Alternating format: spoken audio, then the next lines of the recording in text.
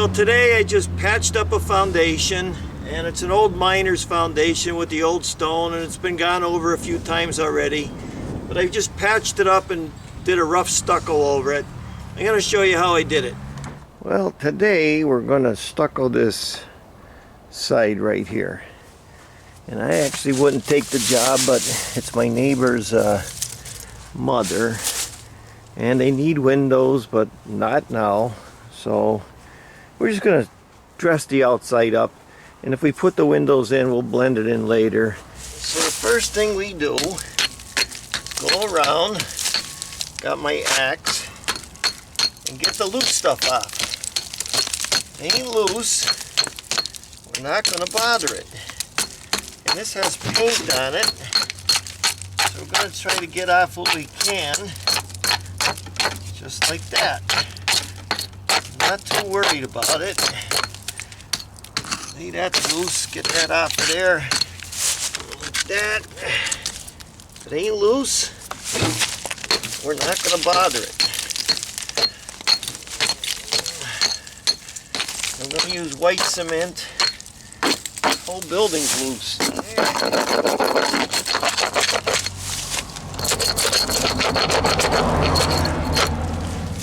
There's nothing wrong here. We're going to dig into it a little bit so the cement will stick. See? That's all. Just so the cement sticks. I could go grinding it. I don't think we need it.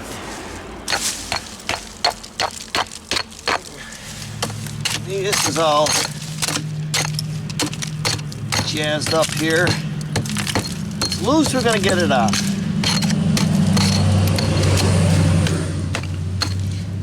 Just like a dentist. This is one of these old stone foundations, which in my opinion is better than anything they're putting out now. They last the longest. See that? That's all loose. So I was hitting it with the axe. It's not coming off that good, so I'm going to do this a little bit.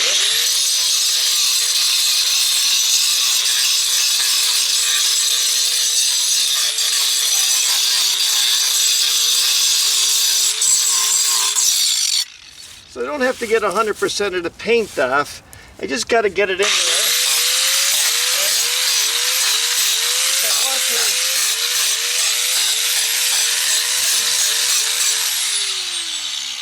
And if I want to scar it up a little bit like that, that don't hurt at all. And then just digging down along the bottom, you can see the old stone down there. See the old stone? I'm going to cover that up. So let's look. I got it all scarred off. I didn't worry about 100% of the paint. And I used this. Now in some circumstances, I wouldn't use that. But this one, the paint just didn't want to chip off. Got a big hole over here, and now I'm going to wet it down. So we washed that all down. Now we're going to mix some cement to patch the big holes first. Now I'm going to mix up some Rapid Set Mortar mix because it's fast drying, and I did add a little bit of sand, even though the directions say you're not supposed to. You can determine how much sand you want to use when you do it, but I think it slows it down a little bit drying. That's about where I want it, just about like that. Now I'm going to fill in the big spots. I already wet it once, but I'm wetting it again with my sprayer, just plain water. I'm going to fill in the big holes with it. Same thing as I always, get it, throw it in, fill in them big holes, throw it in, no big deal, just like that. Fill in them big voids, that's all we're doing. You don't have to use a bonding agent with Rapid Set, but you gotta make sure it's wet, just like that.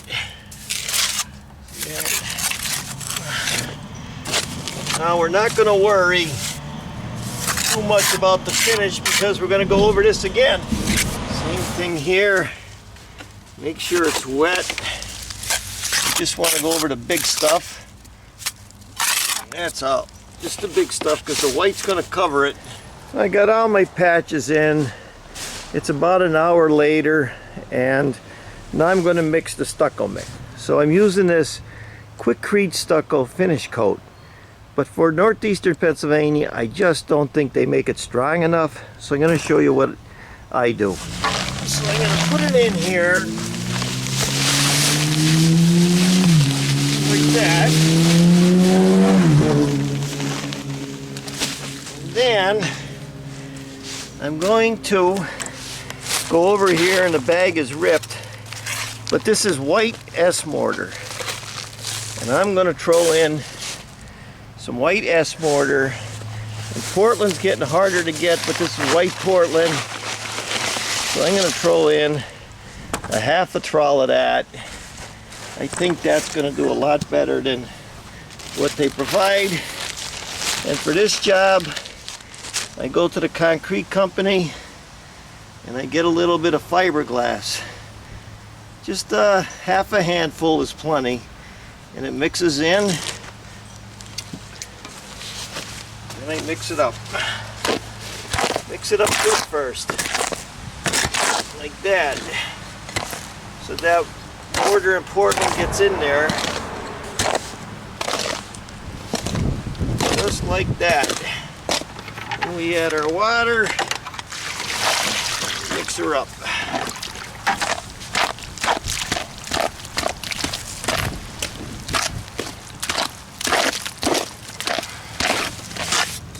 Pretty good. That's pretty good right there. Got it all mixed up, ready to go. Think about that. So now for a bonding agent, I'm going to get some of this stuff. You don't really need it. I'm going to put it in there. That's going to be my bonding agent. And I'm going to add a little water to it. I'd say about half and half. And then I'm going to get down in here and get some Portland cement white, if you can find it. I'm going to put that in there and mix it into a paint. I'm going to get that. I'm going to mix that into a paint. That's old school bonding agent. You don't need that fancy glue. But you want to make a good bonding agent. So the first thing we're going to do is mist it yet. Let's see here. We're going to wet it up good first. That's the first thing. Then we're going to get our old school bonding agent. Like that. Put it on. We're going to paint over everything. All the stuff that's new there, still drying a little bit. Just like that. See? I know when I put that cement on, it's going to stick. So now, right over that. Alright, so I'm putting on, it's hard to use a flat trowel because I got big indentations in here. So, it's not going to do me a lot of good.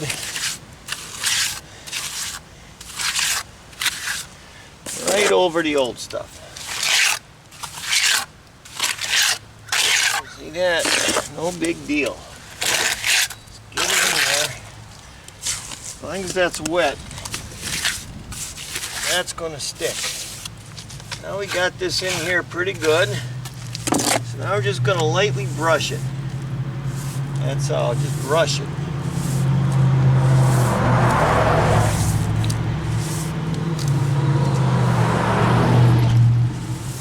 Like that. Gonna lightly brush it. That's that. Then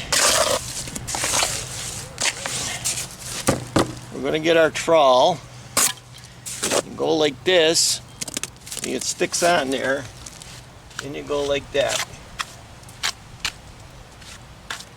And I don't know what to call it. I call it the Swedish look. Everybody got a different name for it.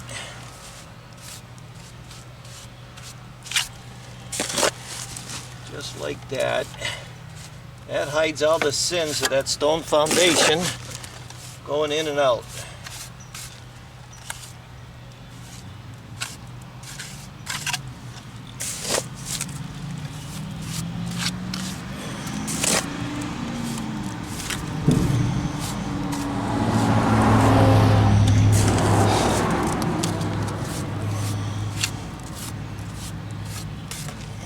That.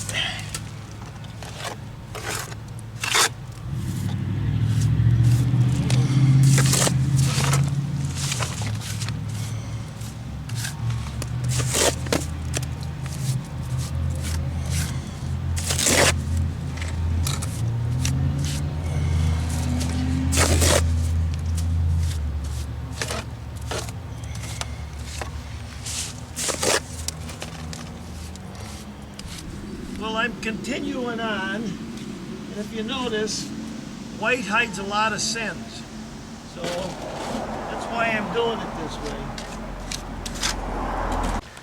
So that's it. It's all done. It's an old miner's foundation. All he did is patch it up. One of these days we got to change the windows, and if we blend them in, it won't matter anyway. So that was today's job.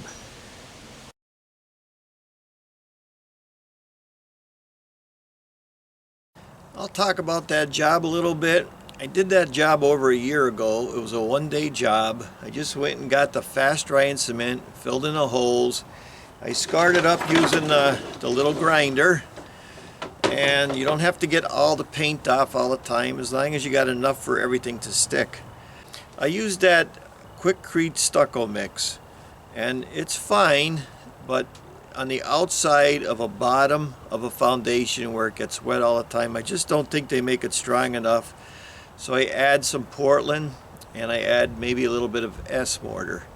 Now the problem is anymore, it's getting harder and harder to get Portland and straight S mortar, because the old days everybody bought their white sand or white cement or white Portland. They mixed it for what they wanted, but it's getting harder to get it, and if you do get it, the bags are hard. So I'm starting to go towards the bag cement, where you just add the water and the sands in it, and I just add the Portland for a little extra strength.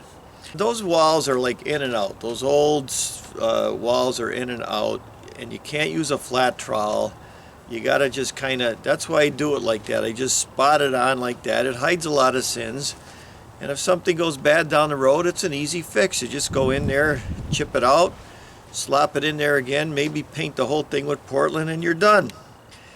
There's nothing wrong with those stone walls. They're better than anything they're building today. It's just that they use that old lime mortar in the old days, and it falls apart.